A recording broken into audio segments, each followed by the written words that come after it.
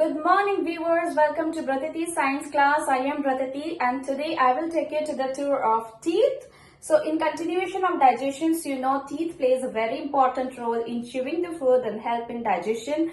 Not only that, without the teeth we cannot speak, we cannot smile. So teeth plays a very important role, isn't it? So let's talk about teeth today. This is the structure of the tooth. There are two types of teeth. When the babies are born, they don't have any teeth. By the age of 6 months, their first tooth appears. And by the age of they are 2.5 years onwards, then they have almost 20 teeth. That is 10 in each jaw. And those 20 teeth are called milk teeth or temporary teeth. So here comes the milk teeth, which are also called temporary teeth.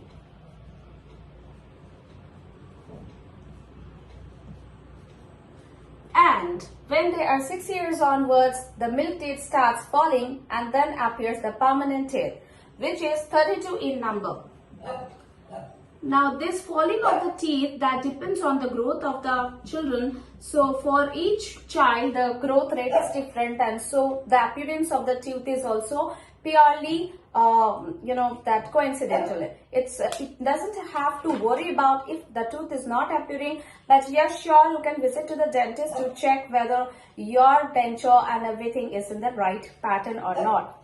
So these are the two types of the teeth. Now as I was telling you, the milk teeth will be 10 in number and the permanent teeth will be 20 in number, 10 in each jaw. So we will write 10 and 10 and total it is 20. So better I will write 20 here. This is 20 in number and permanent teeth are 32 in number, right? Now let's visit to the structure of the tooth, and this is the structure of the tooth where we can break it into three parts. That is crown, the topmost part, and the bottom part we call it root, and these two are joined by neck. So you can see this is the structure of the tooth where the parts of the tooth are the crown, the neck and the root. The layer, the outermost covering or the layer in the crown is called the enamel, which is the hardest substance in our body. And so enamel makes our teeth beautiful, shining, and we need to take care of our teeth to keep our enamel strong and healthy. Now we are coming to the types of the teeth. As you can see, different structures and different types of teeth we have. All are very important. So first we'll proceed to the type, that is number 1, incisors. Incisors, you know, with the name, they are compared with the scissors that helps to cut the food. Okay, so it's the cutting teeth, we call it cutting teeth, which is 4 in the each jaw, 4 in the upper jaw and 4 in the lower jaw. So it's 4 upon 4, we can say like that, and total we have 8 incisors in number, so 4 in each jaw, right? We can compare it with the scissor. The next we call it canines. These canines are next to the incisors. We have 2 in each jaw. These are comparatively sharp, pointed teeth, and this can be compared with the forks. The forks helps to cut the food. Similarly, when we want to cut the food, we use canines. The canines are 2 by 2 because 2 in each jaw, and total we have 4 canines. Number 3, we come to the premolars. The premolars are comparatively flat teeth, and next to the canines we have 2 pairs in each jaw, that is 4 in the upper jaw and 4 in the lower jaw. So here it is 4 upon 4, and total it's 8 in number. Premolars are compared to the nutcrackers. The nutcrackers helps to cut the nuts. Similarly, we have nuts and other fruits that we need to crack it and then we have to eat. For that, premolars are helpful. So they can be compared with the nutcrackers. So I will just make it more clean when I will complete this chart. So they are compared with the nutcrackers. And number 4, last but not least, are the molars, which are 3 upon 3 pairs. I mean, that is 6 upon 6, and total we have 12 molars, and these molars are even broader than the premolars, and they are called the grinding foot, and they are compared with the mortar pestle. The mortar pestle we generally use to pestle the spices and other food materials. So they are compared to mortar pestle. Mortar pestle. Okay, so I will write the number over here. So total we have 12 plus 8, 20 plus 4, 24 plus 8, 32 teeth. So here it goes. If I write it clearly, because in more detail, so this is the structure of the teeth, and now we are going to types of the teeth. So in a broad way, we will make a chart now.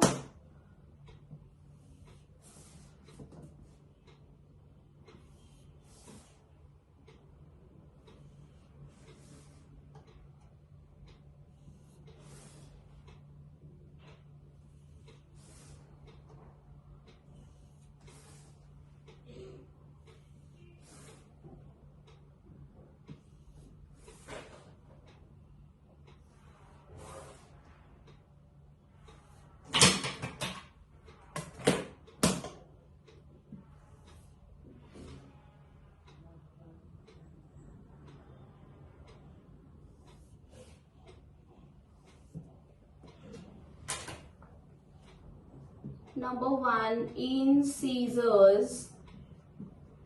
There are 4 in each jaw. Total we have 8, and they are called cutting teeth. They are compared with scissors. Number 2, canines.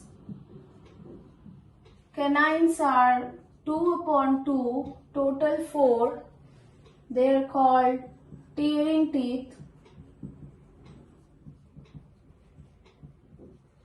And they are compared with a fork. Number 3 are premolars. We have 4 in each jaw, total 8. They are compared with the cracking foot, nutcrackers, so we can call them cracking teeth. And we can compare with the nutcrackers.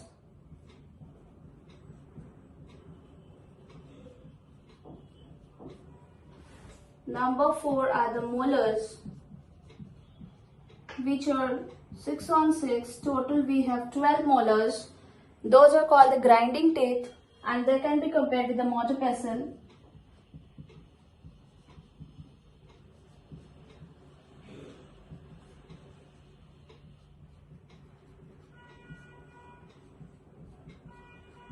Okay, so this is all about the 4 different kinds of tooth. As you know that incisors, they look like chisel shaped teeth. So generally they appear like this, sharp cutting teeth. The canines, generally they have a sharp pointed teeth.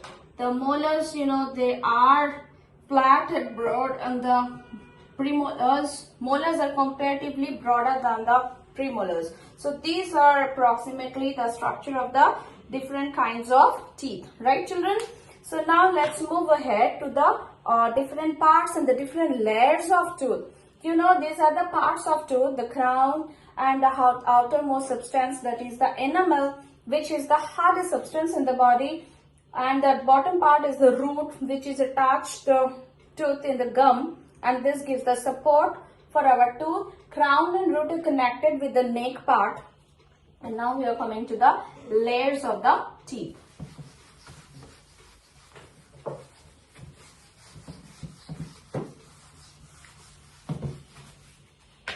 So when we are talking about the layers of the teeth,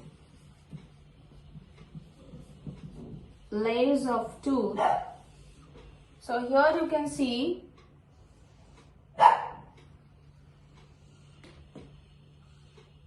this is the first layer, then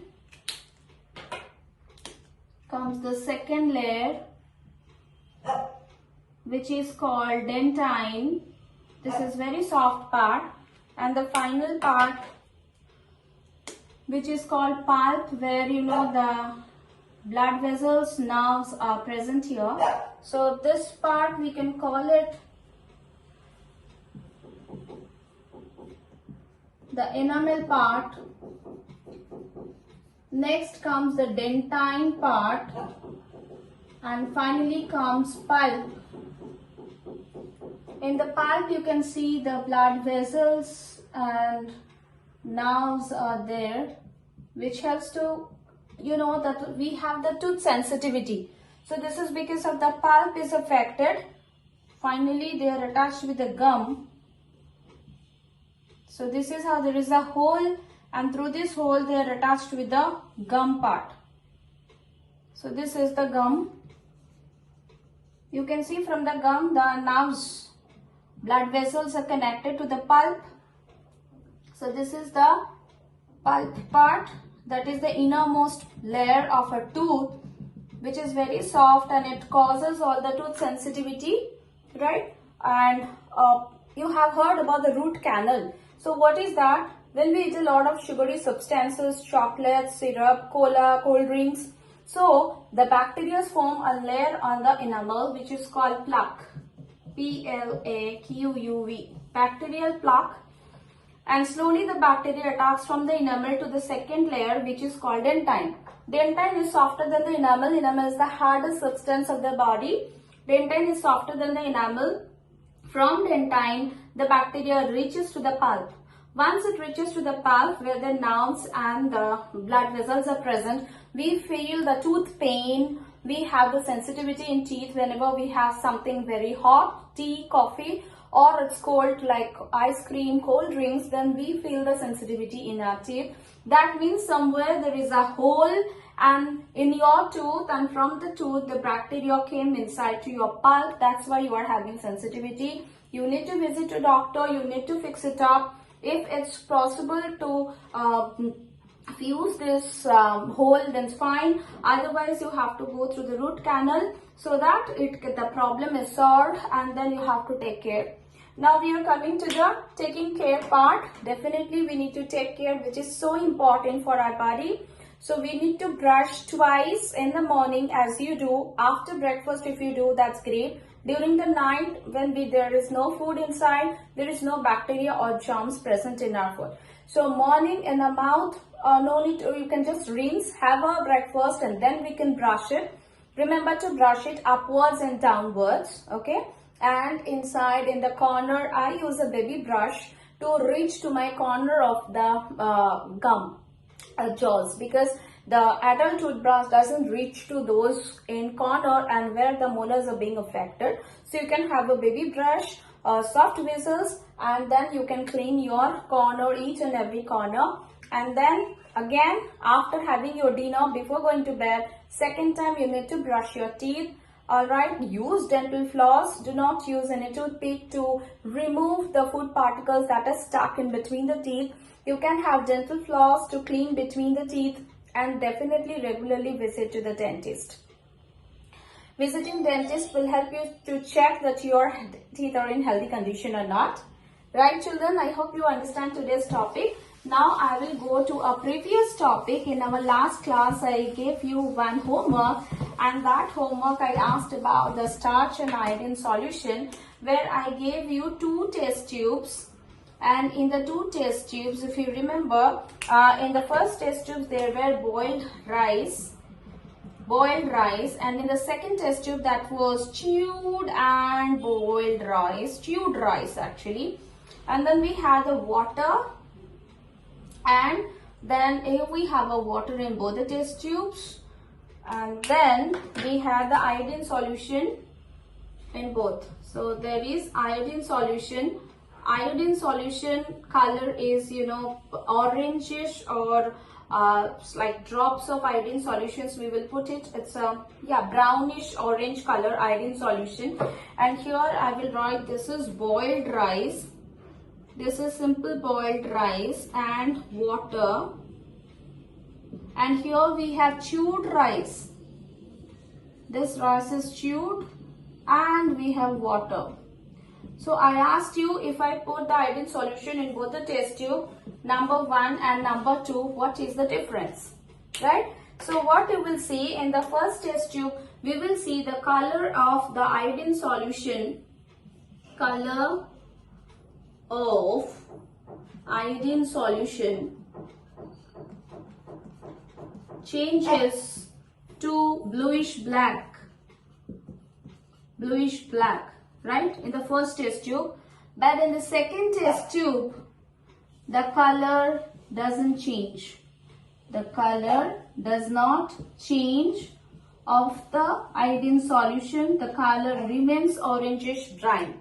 Now, what is the reason behind it? In the first test tube, you can see the boiled rice. In boiled rice, starch is present. Iodine solution reacts with the starch and changes its color to bluish black.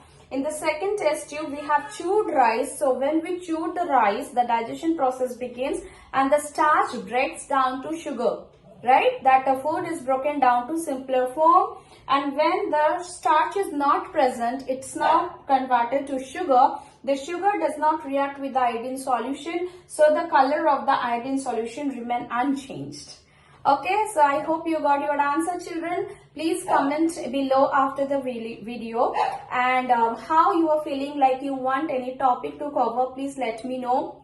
Like and subscribe if you really like this, and if you want to know more about science and you want to be a part of Pratiti science class, so you can share the videos to your friends and please let them also subscribe. You also subscribe the channel. Thank you. See you in the next class. Take care. Goodbye.